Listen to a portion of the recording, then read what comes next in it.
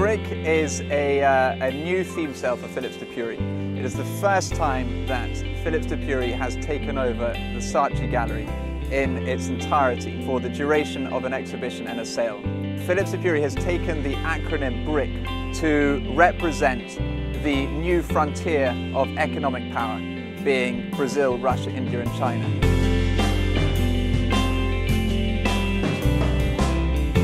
You know, whenever you read a financial section of any newspaper, you cannot escape the term BRIC. So I thought it would be interesting to put the spotlight on the cultural achievements of Brazil, Russia, India, China. There is a vibrant cultural history in each one of those four countries, and they're totally different one from another.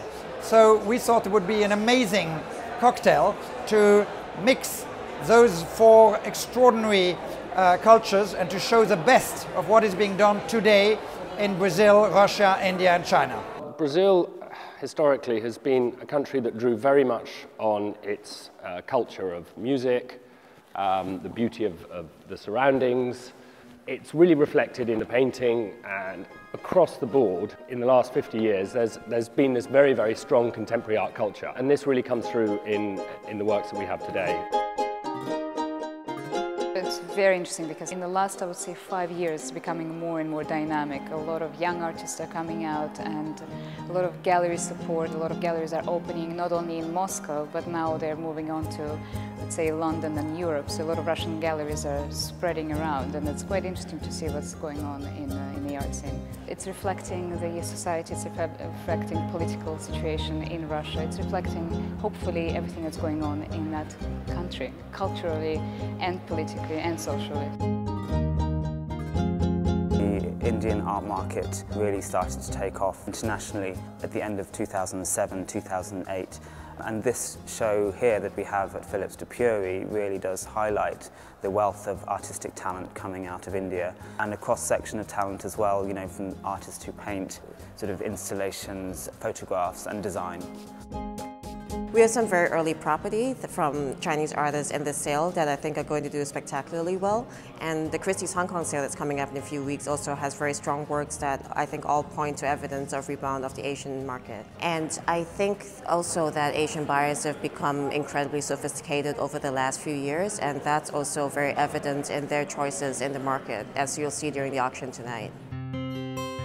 It's a glorious English spring afternoon, and despite that, the guests have wanted to come in and see what this hype about BRIC is about.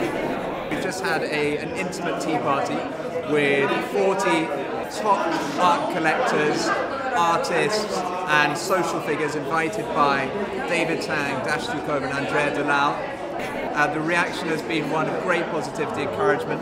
We are now waiting for the doors to open for these 600 guests who will be arriving imminently and coming in and filling up this enormous gallery. Over the last week we had over 2,000 visitors a day.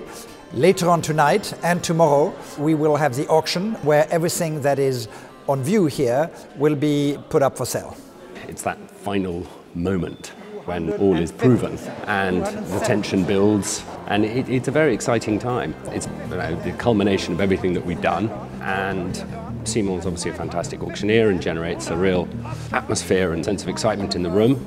It's, you know, it's what we live for in the auction business. I can sell it to you, Svetlana, no regrets, at £550,000.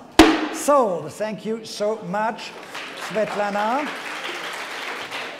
I'm thrilled. This sale went way beyond what we hoped or expected. So there was brisk bidding for works by all the four countries, Brazil, Russia, India, China. We got some new world records for artists like Komar Melamid and like Lygia Clark, very important works. So we're very, very happy with the outcome. Good afternoon, ladies and gentlemen. 392 and £4,800 and £4,800. Sold. Sold. Last chance then. Sold. Thank you so much.